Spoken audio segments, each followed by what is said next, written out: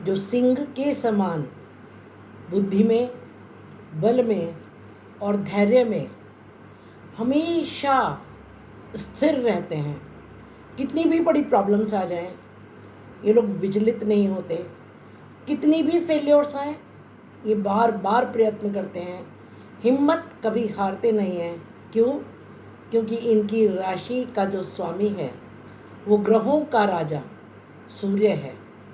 तेजवान, ज्योतिर्वान, शक्तिवान, और वो जो सृष्टि को चलाता है। ऐसे सिंह राशि के जातकों को मेरा प्रणाम है। स्वागत है आपका दीपा ज्योतिष में, और स्वागत है मेरे चैनल 21st सेंचुरी मॉम पर। आज बात करेंगे कैसा रहेगा नवंबर का महीना सिंह राशि के जातकों के लिए। ये जो भविष्यफल मैं बता रही हूँ, आप उसको सिंह राशि और सिंह लग्न दोनों से देख सकते हैं, दोनों पर एप्लीकेबल है ये। तो 3 अच्छी खबरें, जो खुशखबरी है वो शुरू में देती हूँ। सबसे पहली, शनि वक्री से मार्गी हो गए हैं। कोई भी क्रूर ग्रह जब वक्री होता है तो उसका क्रूरत्व बढ़ता है। तो अब शनि का जो क्रूरत्व था वो खत्म हो जाएगा, जितना नॉर्मल है वो उस पर आ जाएंगे और अपने फल देंगे उनको। आपको जितना समझाना था, ठोकना था, पीटना था, जो करना था कर लिया उन्होंने। क्योंकि कोई भी क्रूर ग्रह हो या शुभ ग्रह हो, जब वो वक्री होता है तो कुछ लेसन सिखाने के लिए, कुछ गलतियां जो आपसे हो गई उनको सुधारने के लिए होता है। तो जितनी गलतियां सुधारनी थी वो सुधार चुके हैं, और अब आपको आपके हाल पर छोड़ दिया है कि भाई अब तुम जानो, मैंने जितना करेक्शन करना था वो कर दिया। दूसरी शुभ समाचार ये है कि गुरु 9 अक्टूबर से वक्री हो गए। तो कोई शुभ ग्रह जब वक्री होगा तो उसका शुभत्व बढ़ेगा, और आपके वैसे भी गुरु दशम भाव में वक्री हो रहे हैं, जहाँ से उनकी पूर्ण दृष्टि चतुर्थ भाव जो सुख भाव है उस पर पड़ रही है। गुरु जो कि धन के कारक, सुख के कारक, संतान के कारक, बुद्धि के कारक, ज्ञान के कारक और आपके उत्थान के कारक, आप ओवरऑल प्रोग्रेस लाइफ में कितनी करेंगे ये बृहस्पति बताते हैं। तो इन सब के जो कारक हैं, अब उनका शुभत्व, उनकी शक्ति बढ़ रही है, उनका चेष्टा बल बढ़ रहा है, उनकी एफर्ट्स बढ़ रही हैं, और उसकी जो पूर्ण दृष्टि, जैसे कि मैंने आपको कहा 7th हाउस में, बाकी दृष्टियों को मैं बाद में डिस्कस करूंगी, और मोटे तौर पर ये एक बहुत शुभ चीज़ है। तीसरी जो शुभ चीज़ है वो ये है कि गुरु और शुक्र का राशि परिवर्तन हो रहा है, वो दोनों एक दूसरे के घर में जा रहे हैं। जब किन्हीं भी 2 ग्रहों का राशि परिवर्तन होता है तो वो एक दूसरे के घर में बैठे होते हैं, जो उनका परमानेंट हाउस है वहाँ पर। अब देखिए, इसको ऐसे मानिए कि आपने अपने किसी मित्र के साथ घर परिवर्तन कर लिया। आप अपने मित्र के घर में रहने चले गए, मित्र आपके घर में रहने आ गया, तो क्या होगा? आप अपने मित्र के घर को बहुत सुंदर, साफ सुथरा, अच्छा करने की कोशिश करेंगे अच्छे इंप्रेशन के लिए, और आपका मित्र उतनी ही एफर्ट्स आपके घर में करेगा, बड़ा सिस्टमेटिक कर देगा, साफ़ सुथरा कर देगा, सुंदर कर देगा, सजा देगा। हो सकता है 2-4 शो पीसेस भी और ऐड कर दे, 2-4 प्लांट्स ऐड कर दे, ताकि जब आप अपने घर पहुँचे तो आप कहें वाह क्या बात है, तुमने तो मेरा घर मुझसे भी अच्छा रखा। तो मैं एक बात हमेशा बोलती हूँ कि देखिए, वैदिक एस्ट्रोलॉजी में किसी हाउस में किसी प्लैनेट का प्लेसमेंट जितना इम्पोर्टेंट है, उससे भी ज़्यादा इम्पोर्टेंट बाकी चीज़ें होती हैं, जैसे कि उनकी दृष्टियाँ, उनका चेंज ऑफ हाउस, या किसी ग्रह का वक्री या मार्गी होना। वो चीज़ें, इन चीज़ों को हम नज़रअंदाज नहीं कर सकते, और अगर हम नज़रअंदाज करते हैं तो प्रेडिक्शन सही नहीं होंगे। तो शुरू करते हैं फर्स्ट हाउस से। प्रथम घर जिसके स्वामी सूर्य हैं, वो शुरू में 16 नवंबर तक आपके 3rd हाउस में, जो आपका पराक्रम भाव है, वहाँ बैठे हैं तुला राशि में नीच के होकर के। तो देखिए, सूर्य जो कि राजा हैं ग्रहों के, और आपके राशि के स्वामी हैं, आपके लग्न के स्वामी हैं। तो जब वो तीसरे भाव में बैठे होंगे, तो तीसरा भाव पराक्रम का भाव है, छोटे बहन भाई का भाव है, छोटी यात्राओं का भाव है, कम्युनिकेशन का भाव है। तो आप बड़े ओज, बड़े तेज प्रताप के साथ कम्युनिकेशन करेंगे। आपकी वाणी में एक ओज होगा, एक कमांडिंग नेचर होगा आपका, आप जिससे बात करेंगे बड़े रौब के साथ। और सिर्फ इतना ही नहीं है, आप छोटे बहन भाइयों का ख्याल रखेंगे, क्योंकि सूर्य तो पिता का कारक है, सूर्य राजा का कारक है जो सबका ख्याल रखता है। वैसे भी सिंह राशि वाले अपने सारे परिवारजनों का, छोटे बहन भाई का, छोटों को तो छोड़िए, बड़ों का भी माता पिता की भांति ही ख्याल रखते हैं, क्योंकि सूर्य तो राजा है, उसे तो सबका ख्याल रखना है। तो जब ये थर्ड हाउस में होगा और पूर्ण दृष्टि होगी आपके भाग्य भाव पर, जहाँ मेष राशि जिसके स्वामी मंगल है, तो एक अग्निग्रह की दृष्टि जब दूसरे अग्निग्रह पर होगी तो वो उसको एनर्जाइज करेंगे, उस घर को प्रकाशित करेंगे।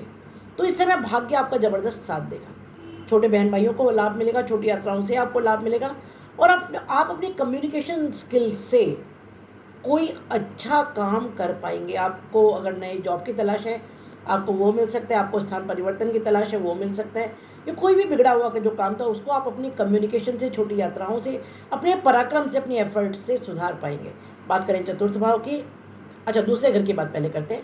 हाँ, पहले हम फर्स्ट हाउस में ही बताऊँ कि शनि की 7th दृष्टि है वहाँ पर। जब अब शनि मार्गी हो गए हैं तो जितना करेक्शन उनको करना था वो हो गया, अब रिजल्ट्स का टाइम है।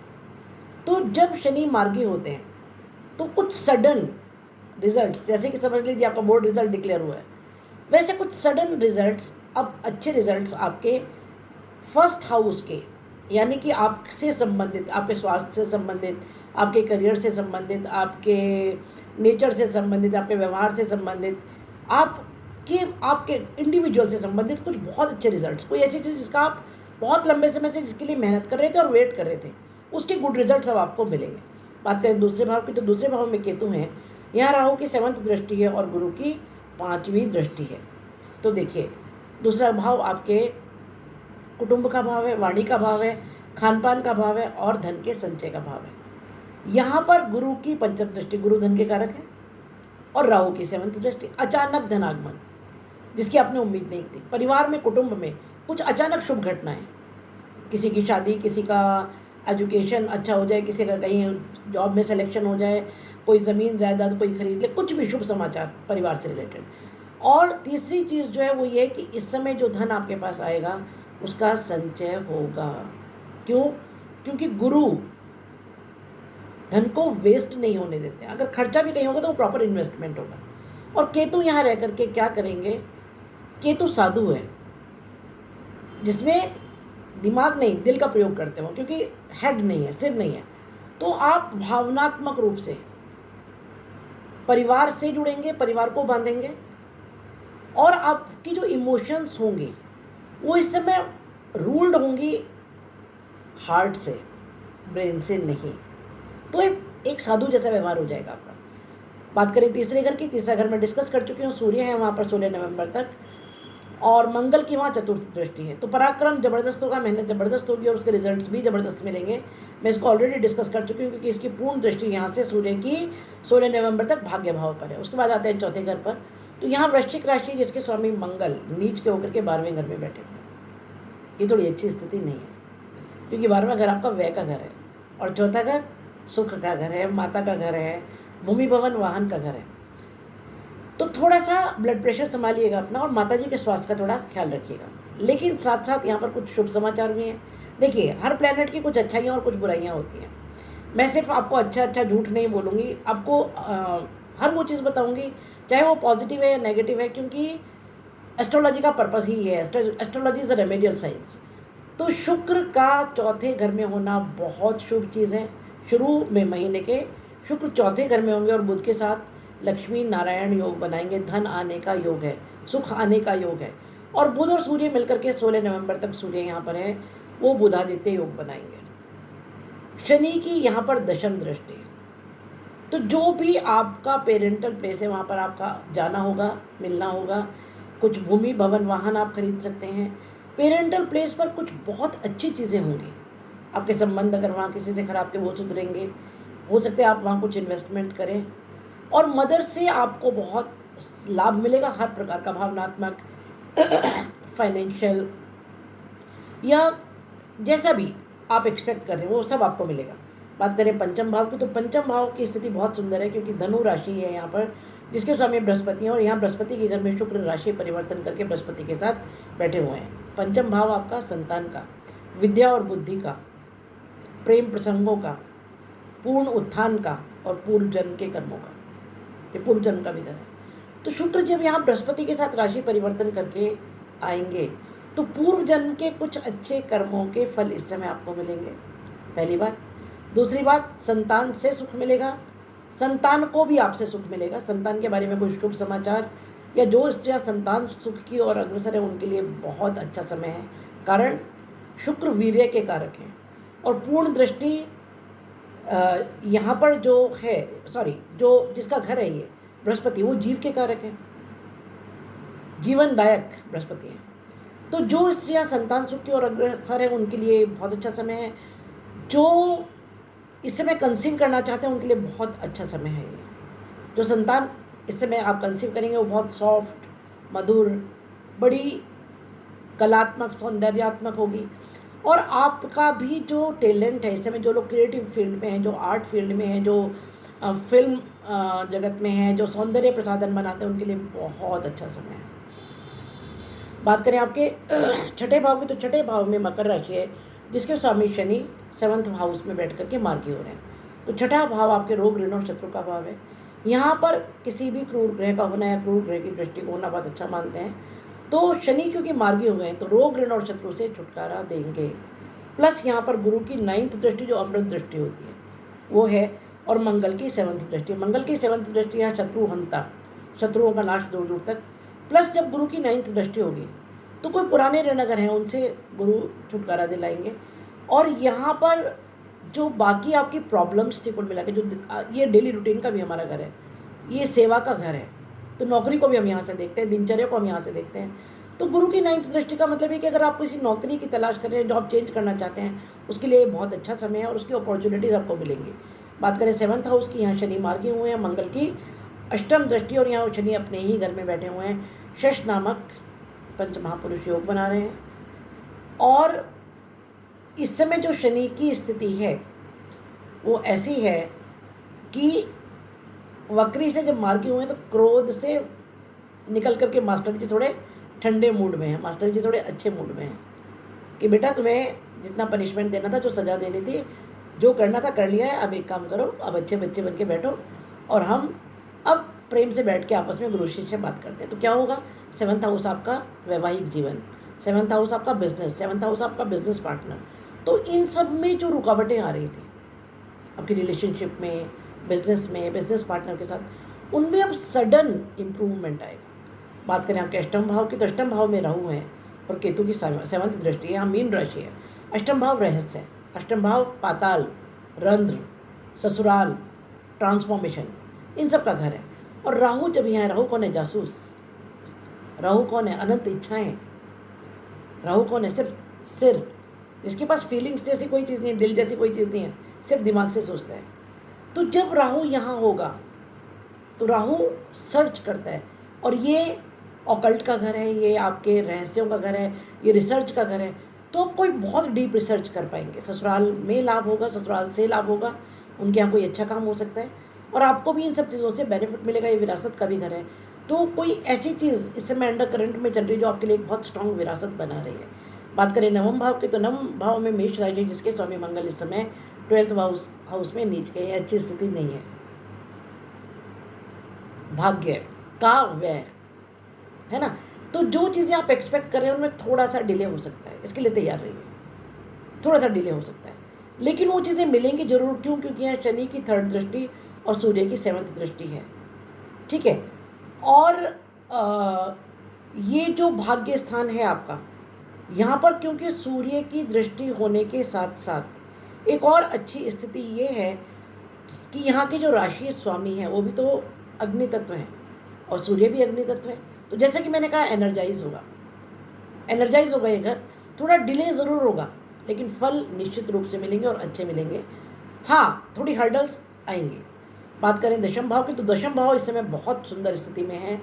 गुरु यहाँ पर वक्री हो गए हैं 9 अक्टूबर से और राशि परिवर्तन करके बैठे हैं वृष राशि में, जो शुक्र की राशि है। यहाँ पर शुक्र, बुध और सूर्य तीनों की 7th दृष्टि है।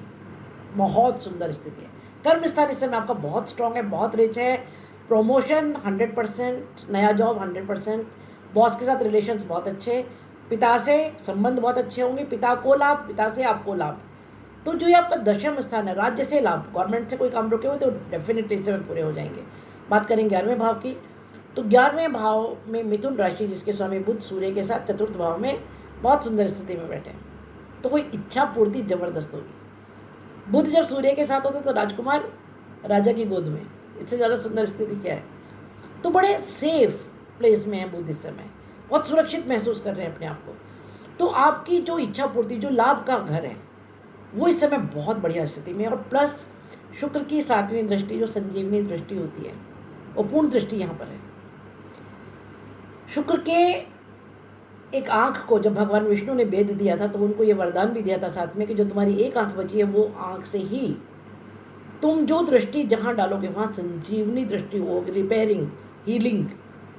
तो जो काम नहीं बन रहे थे, जिसके लिए आप बहुत परेशान थे इच्छा पूर्ति से रिलेटेड, क्योंकि 11वां भाव लाभ और इच्छा पूर्ति है, उसमें अब हीलिंग टच होगा। अब वो काम होंगे और आपके जख्मों पर मरहम लगेगा, ठंडक पहुँचेगी। बात करें 12वें घर की, तो जैसे कि मैं आपको एक कह चुकी हूँ कि 12वें घर में मंगल नीच के हैं। 12वां घर व्यय का घर है, विदेशियों का घर है, हॉस्पिटल, अनाथ आश्रम, कोर्ट कचहरी, उसका घर है। यहाँ पर मंगल का होना बहुत अच्छा नहीं मानते हैं, तो इसलिए थोड़ा सा अपने क्रोध पर नियंत्रण रखिएगा। और हो सके तो सुंदरकांड या हनुमान चालीसा का पाठ कीजिए। ये है मेरे प्रेडिक्शंस इस महीने के बारे में। कुछ चीज़ें जो मैं आपको सजेस्ट कर रही हूँ आपको करनी चाहिए, जैसे कि मैंने कहा सुंदरकांड या हनुमान चालीसा ज़रूर करना चाहिए। उसके अलावा शुक्र बहुत अच्छे स्थान में, उनके लाभ को और उठाइए, सफ़ेद चीज़ों का दान कीजिए। और गुरु वक्र है उसका भी और ज़्यादा लाभ उठाइए। केले के पेड़ में जल में थोड़ी हल्दी मिला करके वो जल केले के पेड़ को अर्पण कीजिए। अगर ये 3 चीज़ें आप करते हैं तो बहुत अच्छा होगा। शुभम भवतु, कल्याणम भवतु। मिलते हैं कैसे ही वीडियो के लिए अगले महीने। वीडियो अगर पसंद आया तो लाइक कीजिए, शेयर कीजिए और सब्सक्राइब ज़रूर कीजिए। और हाँ, बेल आइकन का बटन दबा दीजिए, वरना फिर शिकायत नहीं कीजिएगा कि आपके बाकी वीडियोज़ हमको मिलते नहीं हैं।